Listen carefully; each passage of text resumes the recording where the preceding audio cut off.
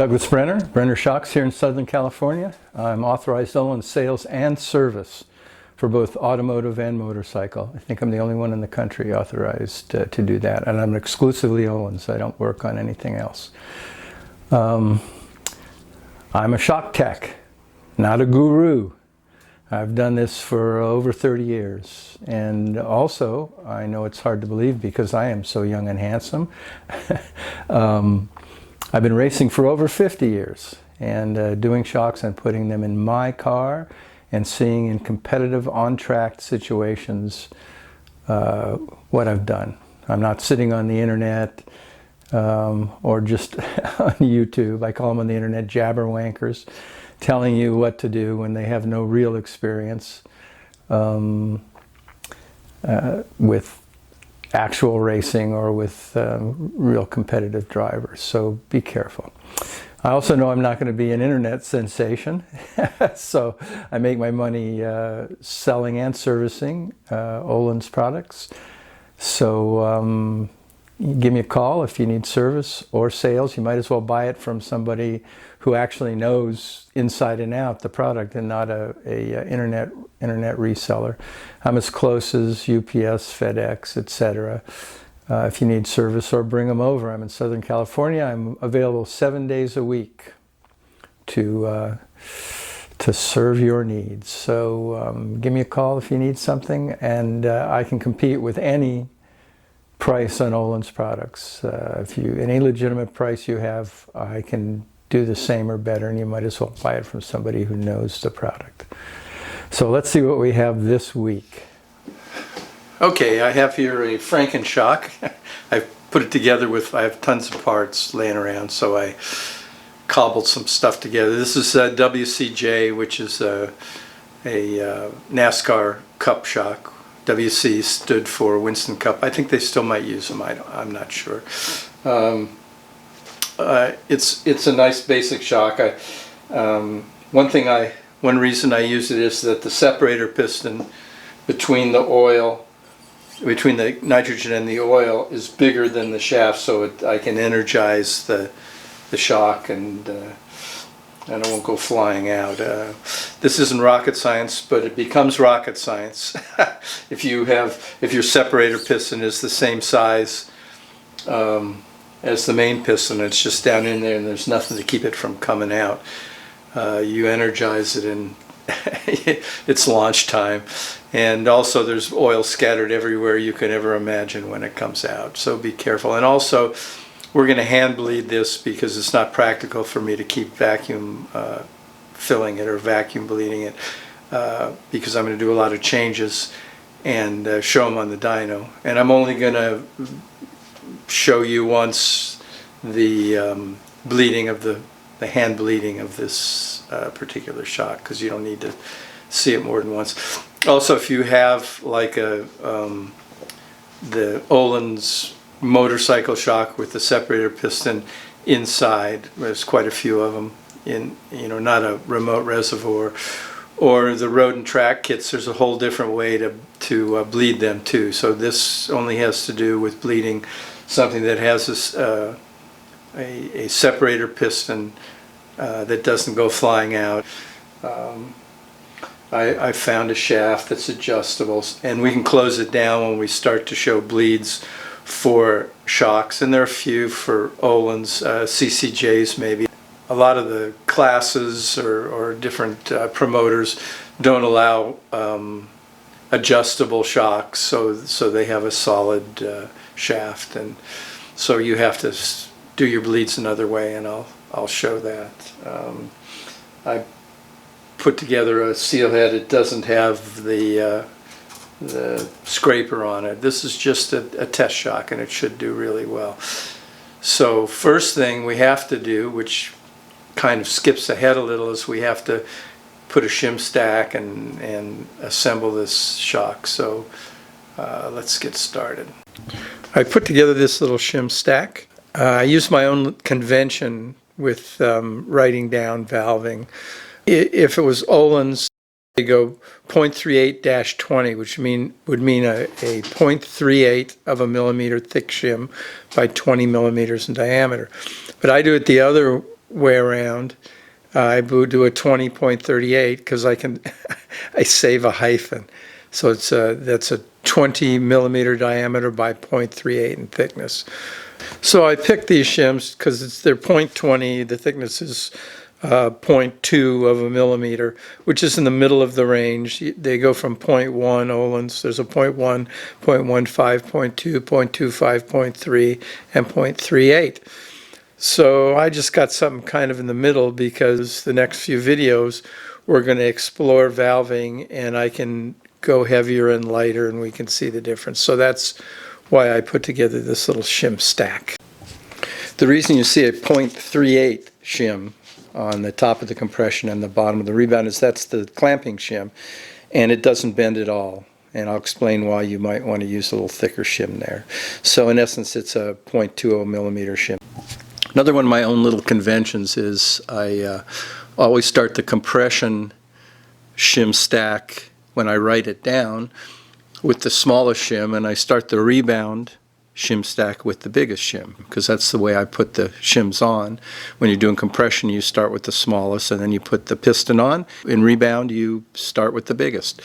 And when shimming TTXs, since they're valves, they always start with the smallest shim. So on both compression and rebound, I write it down smallest shim first. When there are two shims of the same size, Ohlins just puts down the shim twice, which kind of confuses me because I'll pick a shim out and go, oh no, there's another one. So I put a parenthesis with the number of those shims. It makes it easier for me. So this is a drawer in my cabinet that has all my shims for Ohlins shocks that have a piston on the shaft. There's 180 cubby holes there, and Ohlins has over 200 different shims. So I don't have all of them, but I have the ones I need, and if I need different ones, I'll just up and order them. And this doesn't include the shims that I have for TTXs or for forks. I have a shock vise on the cabinet, and I just bring over the shock shaft, put it in the vise, and I do my shimming over there. But for this video, I just picked them already, put them over here. It makes it easier. Okay, let's put the shims on. The first thing we have here is this thick washer. It won't bend, so you need something that won't bend to go up against the shims and clamp them. Next is our clamping shim, which again I'll show a whole little bunch on how important that clamping shim is. And that shim doesn't, of all the shims in the stack, this one doesn't bend. So here's our compression stack, 26.2, 30.2. You can also, these I think are punched out, so run your finger across there, and if you feel a little, you can feel that one side is sticking up a little, put it this side down so it's not interfering with anything. Anyway, okay, here we go. Here's the rest. These are pretty nice, and here's two of these. This is a sealing shim, and basically, as you can see here, it seals the ports on this side.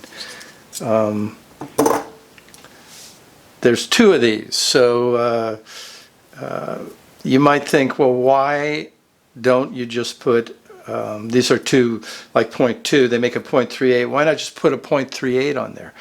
Well, this is pretty interesting, and I'll show you the math. It takes quite a few of these 0.2 shims to equal one of the 0.38s. I've seen cases where I take apart one shock and it has a 0.3 shim in a certain place, and the other shock has two 0.15 shims. I guess the person felt that they ran out of 0.3, they could just put a couple 0.15, but it doesn't work that way, and it gives you a lot of flexibility, and you can use those shims anywhere up in the shim stack, except maybe it doesn't matter with the clamping shim because it doesn't bend. Okay, now let's put the piston on. That's a rebound compression. I usually go on my flat stone and do a little roughing of it with a little shock oil on there. And this looks a little rough, but maybe we'll get lucky. I'm going to leave it shiny. Maybe we'll get some stickage, and we can see that on the dyno. But eventually I'll rough this up.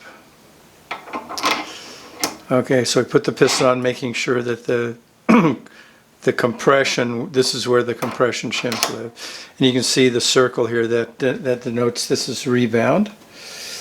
And then we'll put on our two 36 by 0.2, 34 by 0.2, 30 by 0.2, 26 by 0.2, and 22 by 0.38 clamping shim. And on this side you don't need such a big, you need a thick washer, but you don't need a big diameter washer, because the rebound side really only sees the energy that's stored in the spring. And so it's really never enough to bend those shims out of shape or cause a lot of velocity. So you don't need a big one, but it certainly should be big enough to cover the clamping shim, which this is. And then you can see shaft showing, so you want some washers to take up the space there, because you need the nut to be tight. Here's a little nut, the Ohlins little lock nut. We'll put that on, 17 millimeters. We'll twist and shout here. Don't over tighten, just snug it up. I've never had them come off. Okay, now we're going to put in our little bleed circuit. What's a bleed? And which is going to be what our next video is going to be about. Let's see if I can focus. There's a hole there. You can see the hole in the shaft. And this hole goes in here. It's hollow. It comes there, and it hooks up with this. So oil can go in this hole and out the other side without having to go through the piston circuits, the circuits on the piston, and vice versa. You know, in compression it goes this way, and rebound it goes this way. Now some shafts, as I said, don't have any bleed circuit in it, and then you have to put the bleeds in the piston or in the with the shims, and we'll do that in the next video. But this has a bleed circuit that's adjustable with the knob right here. So let's assemble that. So the first thing we do is put the rod in. This rod goes down in the shaft to where the adjuster is, and the adjuster pushes it up and down to manipulate the needle. And I have a little Ohlins too much is just enough grease on each end, just because. Then what goes next is the needle, and this needle and the jet are a pair. I mean, there's different jets and different needles, which you can see if this went down inside, it would close that circuit completely, or depending on where this is, you can manipulate how much oil is bypassing the piston, and that's your low speed damping, and it's also denotes where the shims go off, so it changes the whole curve. So you grease this up with a little Ohlins too much is just enough grease. And you push it down in, because you want it to, you don't want it to obstruct this when you're bleeding. You got to have it. This is a 4 millimeter open bleed. This has no check valve in it. And usually there's blue Loctite. I'm not going to put it on because I'm going to be changing stuff around a lot, and it's just my test shock. But always put a little blue Loctite on there. Don't over tighten. Don't over tighten. This is a check valve, and it's in a lot of the professional quote-unquote shocks that sell, they have a check, which is a one-way check, where so oil can go one way and not the other. But Ohlins has checks, but this is a really unique little thing. It'll meter so much this way, and it'll open a little bit that way. And I'll show you when we do bleeds. It's just a fantastic piece of kit, as they say in England. I know that because my wife's English. So we're about ready now to do adult assembly on this shock. Okay, I've got the nitrogen in here, 150 pounds of nitrogen. The separator piston is up as far as it can go. Get some Ohlins oil. Only use Ohlins oil. Don't use the green crap.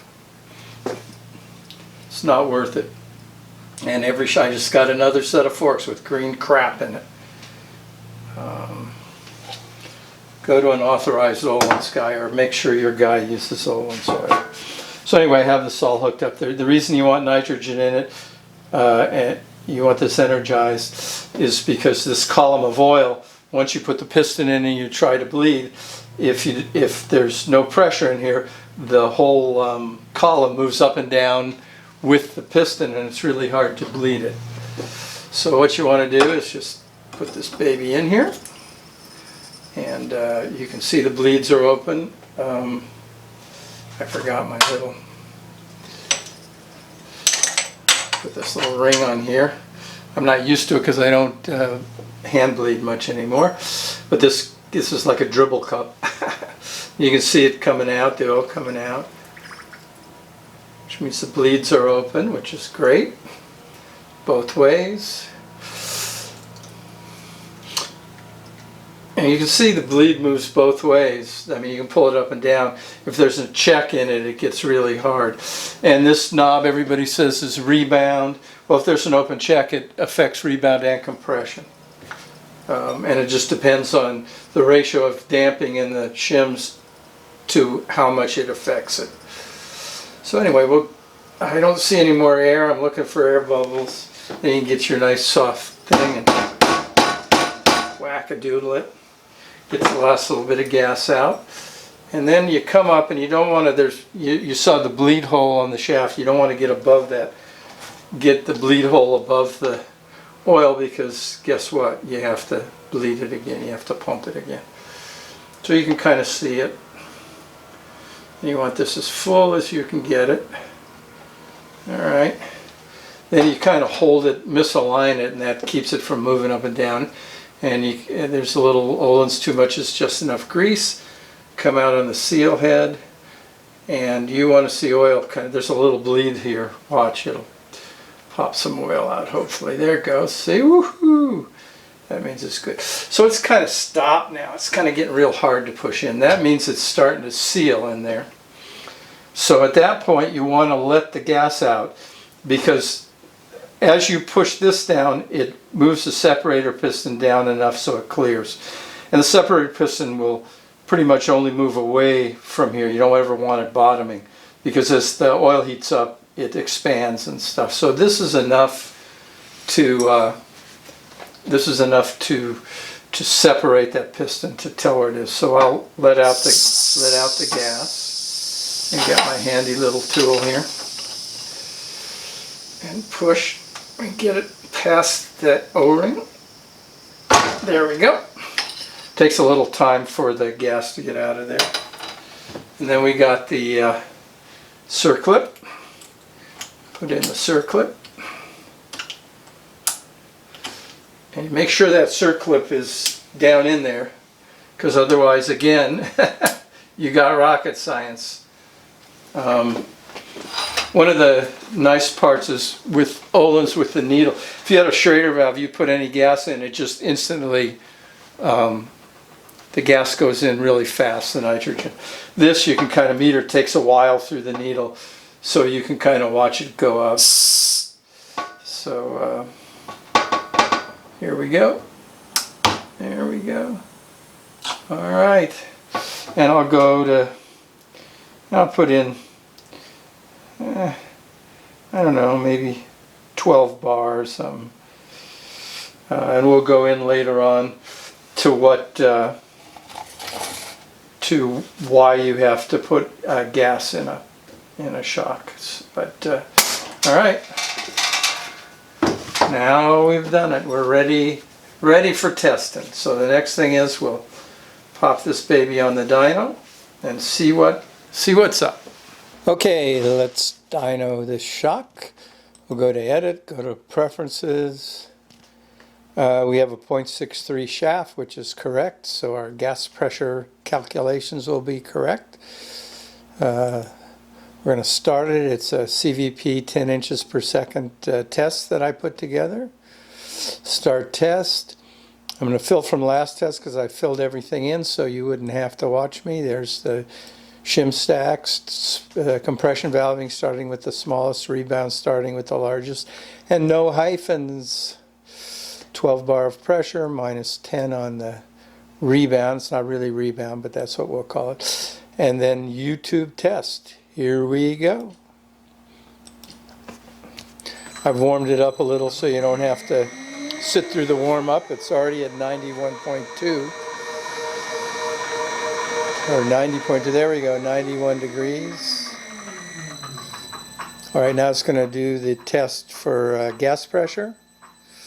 If you watch the Shock Dyno Basics video, you'll know what's going on here.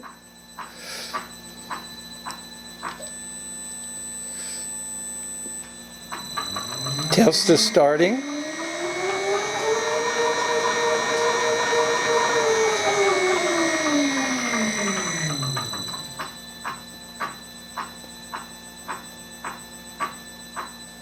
Test is done. And we'll look at YouTube tests, open it up. Here I've done this, put this in, we'll tell it to do it again. It's a Karloff, it's a minus 10. And we'll call it, no, we don't want to. I'm going to call it valve, come on, valve 1, so we'll know it's the first valving we did. And it's minus 10. And here we go. And there it is. Quite a bit of hysteresis. Yeah, it's digressive. See, it's a lot of force initially and then it comes up. But we'll play with the valving, we'll play with the bleeds. It's just a basic shim stack that we can manipulate and play with. Okay, now we have a test shock all put together, and we'll go on to the next video, which will explore bleeds. What do bleeds do? And how we can manipulate the shim stack with bleeds. So Renner shocks, authorized Ohlins sales and service. Subscribe, hit the bell, and I'll see you next time. Thanks for watching. I really appreciate it.